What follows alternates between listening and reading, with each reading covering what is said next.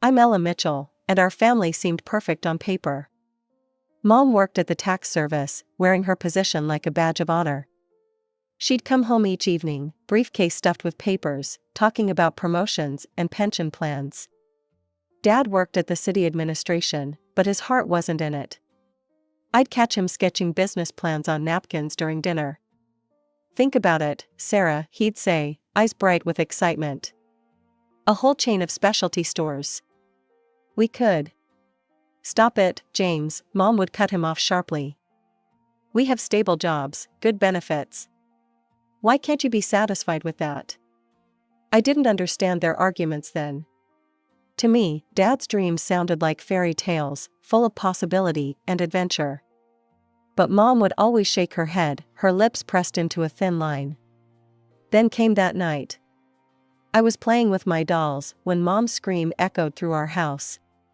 "What do you mean you took out a loan?" Her voice was shrill, terrifying. "How much?" "Sarah, please, I've done all the research." "Are you insane? Do you want us to end up on the street?" I crept to my bedroom door, peering through the crack. Mom was pacing, her face red with anger. "I won't let you drag me down with you, James, I won't." The next morning, Dad was gone. Mom told me he'd moved to another city to start his business. I didn't understand why he hadn't said goodbye. Weeks turned into months.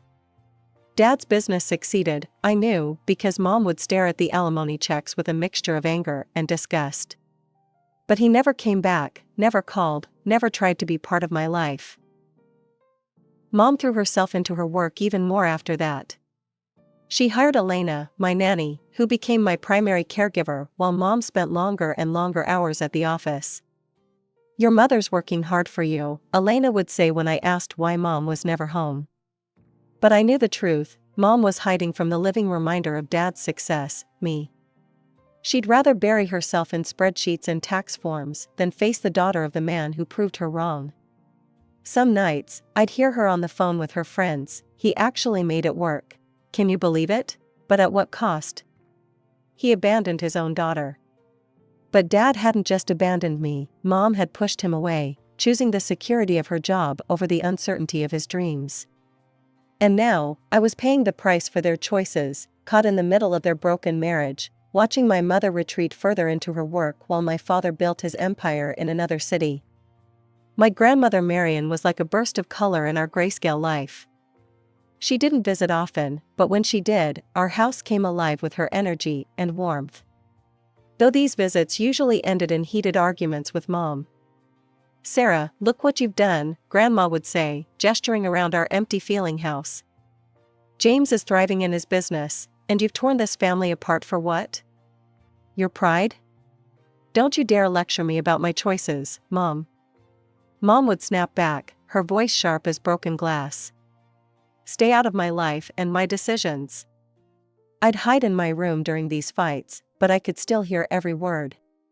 Sometimes Grandma would come up afterward, her eyes sad but her smile warm. When I turned 7, Grandma started paying for me to attend Riverside Academy, a private school she said would give me better opportunities.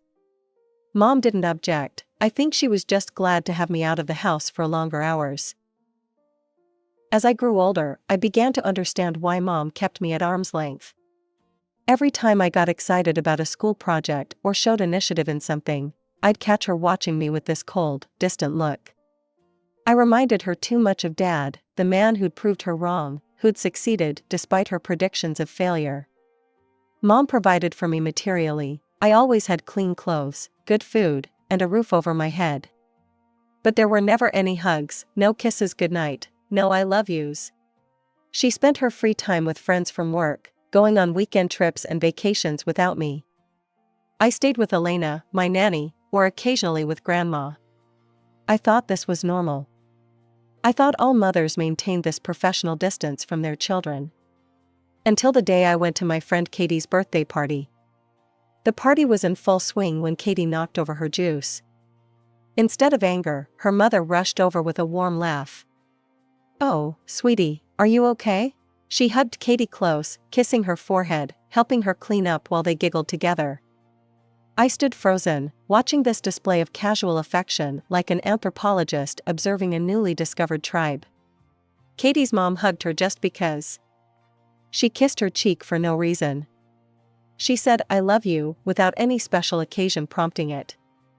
That night, I lay in bed imagining what it would be like to have a mom who hugged me, who kissed me goodnight, who wanted to spend time with me. I was hopeful when Mom started dating Robert. He'd come over for dinner, always bringing me small gifts, candy, or little toys. He seemed genuinely interested in my school stories, asking questions, and laughing at my jokes. When Mom announced they were getting married, I dared to dream that finally, I might get the family I'd seen at Katie's house. But nothing changed. Mom remained distant with me, even after the wedding. Then came the announcement of her pregnancy. "You're going to have a little sister," Robert told me, grinning widely. "Isn't that exciting?" I was 8 when Sophie was born. From the very first day, I watched in stunned silence as Mom transformed, but only for my sister. She'd coo at Sophie, shower her with kisses, hold her close just because she could. All the things I'd been starving for my entire life, Sophie received in abundance. "Look at her tiny fingers," Mom would whisper, nuzzling Sophie's neck. "Aren't they perfect?" I'd stand in the doorway of the nursery, watching Mom rock Sophie to sleep, singing lullabies I'd never heard. Sometimes, the pain in my chest was so sharp I couldn't breathe. Why could she love Sophie but not me? Was it because Sophie wasn't Dad's daughter? Because she didn't remind Mom of her mistake? The final blow came when Mom quit her job to stay home with Sophie.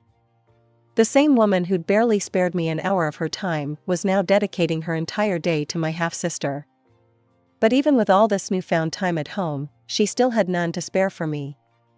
"Ella, your grandmother's coming to pick you up," she'd say, not even looking up from Sophie. "I need to focus on the baby." I spent more and more time at Grandma's house. Sometimes I'd cry into my pillow there, wondering what was wrong with me, why I wasn't lovable enough. "Why doesn't Mom love me like she loves Sophie?" I finally asked Grandma one day. Grandma pulled me close, her voice thick with emotion. "Oh, sweetheart, sometimes adults carry wounds that have nothing to do with the people they hurt. Your mother's pain about your father, she's taking it out on you, and it's not fair." The years that followed Sophie's birth were like living in a minefield. I never knew when the next explosion would come. By the time Sophie was old enough to understand the family dynamics, she'd learned to use them to her advantage with frightening precision. I was 14 when the incidents started becoming more frequent. One morning, I found my science project torn apart on my desk. But just as I wanted to scold this little rascal, she had already disappeared from the room. "Mom," Sophie came running downstairs, tears streaming down her face. "Ella destroyed my new dollhouse because she was jealous that Daddy bought it for me." "That's not true, I was studying all evening." "Sophie, tell the truth." Mom's face hardened as she looked at me. "Why do you always blame your sister? Go to your room, you're grounded for 2 weeks." This became our routine. Sophie would break something, hide Mom's jewelry in my backpack, or plant Robert's missing money in my room. Each time, I'd try to defend myself, but my words fell on deaf ears. "I saw her take your bracelet, Mom," Sophie would say, her voice dripping with fake concern. "I didn't want to tell, but she's been stealing things." Robert would look at me with disgust. I knew we couldn't trust her. Like father, like daughter, both of them dishonest to the core. At first, I fought back. I'd cry, scream, beg them to believe me. But gradually, I learned that defending myself only made things worse. Sophie reveled in my punishments, watching with a small smirk as I was sent to my room, grounded, or had my allowance taken away. One night, I heard Mom and Robert talking in their bedroom. I'd stopped to pick up some laundry in the hallway when their voices drifted through the door. "Why don't we just send her to live with your mother?" Robert was saying. "She's nothing but trouble." "Are you kidding?" Mom scoffed. "James sends $3,000 in alimony every month. That's why I can afford to stay home with Sophie. Once Ella turns 18, that money stops. We need to keep her here until then." The laundry basket slipped from my hands, clothes scattering across the floor. That's when everything clicked into place. I wasn't a daughter to her, I was a meal ticket. The only reason she kept me around was my father's money. That night, I lay in bed and made a plan. I would focus on my studies, get into a good college, and escape this house forever. I started staying late at the library, taking extra classes, anything to minimize my time at home. "Look at her, acting so superior with her studying," Sophie would taunt. "You think you're better than us?" But I didn't care anymore. Each insult, each false accusation, each punishment, they were just counting down the days until my freedom. I started keeping a calendar, marking off days until graduation, like a prisoner marking time until release. When Sophie stole Mom's expensive perfume and planted the empty bottle in my room, I accepted the punishment silently. When she took money from Robert's wallet and stuffed it in my coat pocket, I didn't even try to defend myself. Their words couldn't hurt me anymore. I was already gone in my mind, counting down the days until I could make it real. It was a Tuesday in late March, during my senior year, when everything finally came crashing down. The moment I opened our front door, the acrid smell of smoke hit my nostrils. My heart stopped. Living in this house had taught me that disaster could strike at any moment. Following the smell, I rushed down to the basement. The scene that greeted me made my blood run cold. Sophie was crouched in the corner, surrounded by burning newspapers and cardboard boxes. She had created a small bonfire, and the flames were already licking dangerously close to the wooden storage shelves. "Sophie, are you insane?" I screamed, lunging forward. "You'll burn the house down." Without thinking, I grabbed her shoulders and yanked her away from the fire. It all happened so fast. She lost her balance, stumbled backward, and threw out her arm to break her fall. The sickening crack that followed will haunt me forever. "Aha!" Sophie's scream pierced the air as she clutched her arm. "You hurt me. You did it on purpose." My hands shaking, I pulled out my phone and called Mom while simultaneously trying to stamp out the remaining flames. "Mom, there's been an accident. Sophie's hurt. Please come home now." Everything after that happened in a blur. Mom burst through the door, took one look at Sophie cradling her arm, and rushed her to the hospital without even glancing at me. I sat on the stairs, my clothes still smelling of smoke, waiting for the axe to fall. When they returned hours later, Sophie's arm was in a cast, and Mom's face was set in stone. Without saying a word, she walked straight to my room and started pulling out my clothes, throwing them into garbage bags. "Mom, please let me explain," I begged. "Sophie was playing with fire in the basement. I was trying to save her. I can show you the..." She told me everything. Mom cut me off, her voice trembling with rage. "How you pushed her down the stairs, because you were jealous of her new school bag. How you've been threatening her for weeks." "What? That's insane. There was a fire." Sophie stood in the doorway, tears streaming down her face. "Stop lying. You hurt me on purpose. You've always hated me." "Get out," Mom said, dragging the bags toward the front door. "Get out of my house before I call the police and have you arrested for assault. Who do you think they'll believe?" I felt the blood drain from my face. She was right. With my record of past incidents, all carefully orchestrated by Sophie, who would believe me? "I need money too." Mom laughed angrily. "Money? Your father's alimony will be paying for Sophie's medical bills. And don't even think about running to him with some made-up story. One word from you, and I'll file a police report about this assault. How would that look on your college applications?" The threat hung in the air like poison. With trembling hands, I grabbed my coat and one of the garbage bags containing my belongings. The rest of my things lay scattered across our front lawn like debris after a storm. I made my way to Grandma's house in a daze, dragging the bag behind me. When she opened the door, one look at my face told her everything she needed to know. The next few months passed in a blur of studying and college applications. When graduation day arrived, I sat among my classmates, scanning the crowd. Despite everything, a small part of me hoped to see Mom's face in the audience.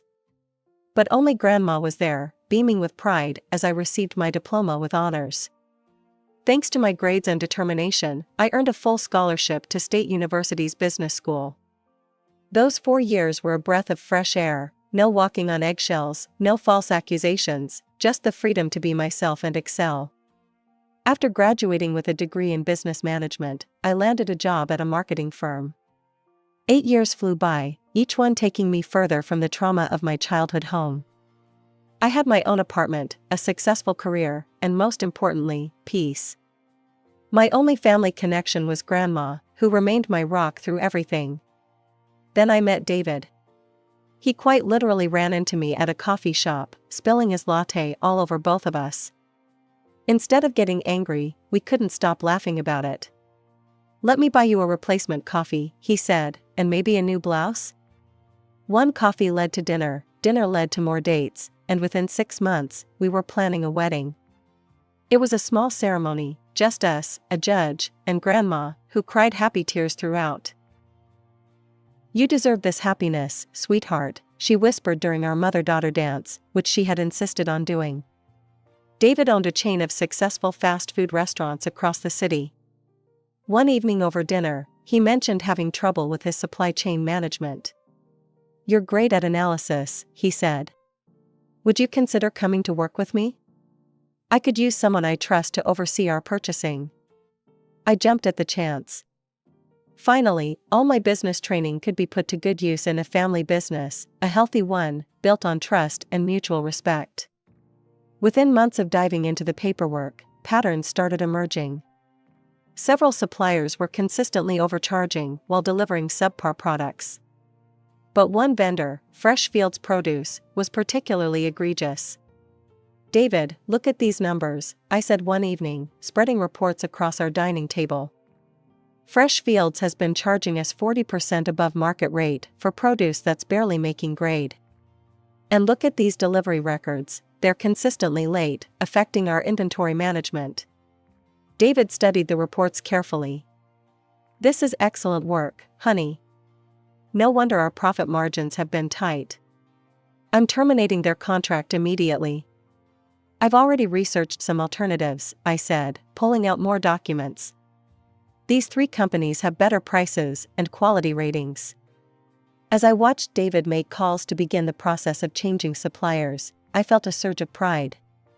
This was what a real partnership looked like, working together, trusting each other, building something meaningful. My phone buzzed with an unknown number while I was reviewing supplier contracts.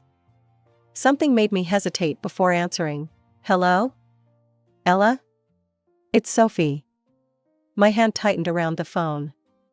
10 years of silence, and now this? "What do you want?" I kept my voice neutral, professional. "Can't sisters catch up? Let's meet for coffee. We have so much to talk about." "No," the word came out sharp and final. "Say what you need to say." There was a pause, then Sophie's voice changed, dropping its fake sweetness. "Fine. Your husband is about to make a huge mistake." "Fresh Fields Produce?" "That's my fiance's company." The pieces clicked into place with sickening clarity. "Marcus and I are getting married in 3 months, Sophie continued. "We've been planning this amazing wedding, cathedral venue, designer dress, 5-star catering. But we need the income from your husband's restaurant chain to pay for it." I couldn't believe what I was hearing. "Are you telling me you've been deliberately overcharging our restaurants to fund your wedding?" "Don't act so self-righteous," Sophie sneered. "Marcus just adjusted the prices a little. We need this, Ella. You have to convince David to keep our contract." "Adjusted the prices?" I felt my voice rising. "You're charging 40% above market rate for substandard produce. Some of it is nearly expired when it arrives. You're scamming us." "It's called business, sis. Besides, you owe me. After everything you did." "Everything I did?" I cut her off. "You mean like when you lit a fire in the basement and then got me thrown out of my home? Were all those years you planted stolen items in my room?" "Just talk to David," Sophie demanded. "Tell him to keep our contract, or..." "Or what?" You'll lie about me again? I'm not that scared little girl anymore, Sophie. I won't help you defraud my husband's business to fund your dream wedding. Find another way to pay for your cathedral. You'll regret this, she spat and hung up. 20 minutes later, my phone rang again. Mom. How dare you, she started without preamble. After everything this family has done for you. I actually laughed. Family? What family? The one that framed me for theft? The one that threw me out on the street with garbage bags of clothes? You ungrateful little, your sister is finally happy, finally getting married, and you're trying to ruin it. Where's your loyalty? Loyalty? My voice was steady now, calm. Let's talk about loyalty, Mom. Where was your loyalty when I needed a mother? When Sophie was framing me for theft? When I was sleeping on Grandma's couch because you chose to believe another of Sophie's lies? You broke her arm, Mom shouted. I saved her life. She was playing with fire in the basement, or did you forget that convenient detail? But you never wanted the truth, did you? You just wanted excuses to hate me because I reminded you of Dad. Don't you dare. No, you don't dare, I cut her off. You don't get to demand anything from me. The only family I have is Grandma, who actually loves me. Sophie and her fiance can find honest ways to pay for their wedding. I won't help them steal from my husband's business. With that, I hung up. That evening, I sat with David in our living room, my hands wrapped around a cup of tea that had long gone cold. I told him everything, about Sophie, her fiancé Marcus, their scheme to fund their lavish wedding through overcharging our restaurants. David listened quietly, his face growing darker with each detail. When I finished, he reached over and took my hands in his. Honey, I'm not just canceling their contract now, I'm making sure every restaurant owner in this city knows exactly what kind of business Fresh Fields Produce runs. Are you sure? I asked. They'll probably try to cause trouble. Let them try, David said firmly. What they're doing isn't just unethical, it's fraud. And I protect what's mine, both my business and my wife. Over the next week, David shared the documentation I'd gathered with other restaurant owners in his network. The response was immediate and overwhelming. One by one, restaurants began canceling their contracts with Fresh Fields Produce. Marcus's reputation in the industry was destroyed. Then came another call from Mom. You've gone too far, she hissed. You're destroying your sister's future out of spite. No, Mom. Their own dishonesty did that. Well, let's see how you like being cut off completely, she threatened. I'm talking to your grandmother tonight. You won't see a penny of inheritance after what you've done. I actually smiled. Go ahead, call Grandma. I already told her everything last week. There was a pause on the other end. That's right, I continued. I told her about Sophie's fiancé's scam, about their attempted blackmail, about your threats. And you know what? She's already updated her will. I'm her sole heir, not that I care about the money. Unlike some people, I can build my own future without scamming others. Mom's response was a string of curses before she hung up. Weeks passed. Through the grapevine, I heard that Sophie's dream wedding had been cancelled. No cathedral, no designer dress, no five-star catering. She and Marcus had a quick ceremony at City Hall instead. Apparently, she blamed me for ruining her special day and destroying her fiancé's business. But I felt nothing but peace. For the first time in my life, I'd stood my ground against their manipulation and won. Their threats had no power over me anymore.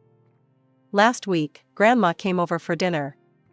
As we sat in our garden watching the sunset, she squeezed my hand. You know, Ella, she said, sometimes the family you're born into isn't the family you're meant to have. You've built something beautiful here, a loving marriage, an honest business, a life of integrity. I'm so proud of you. I looked around at my home, my life, everything I'd built despite, or maybe because of, all the challenges they'd thrown at me. Sophie and Mom might blame me for their failures, but I know the truth, their downfall came from their own choices, their own dishonesty, their own cruelty. As for me, I finally have what I always wanted: a real family, built on love, trust, and truth. And nothing they can do will ever take that away from me.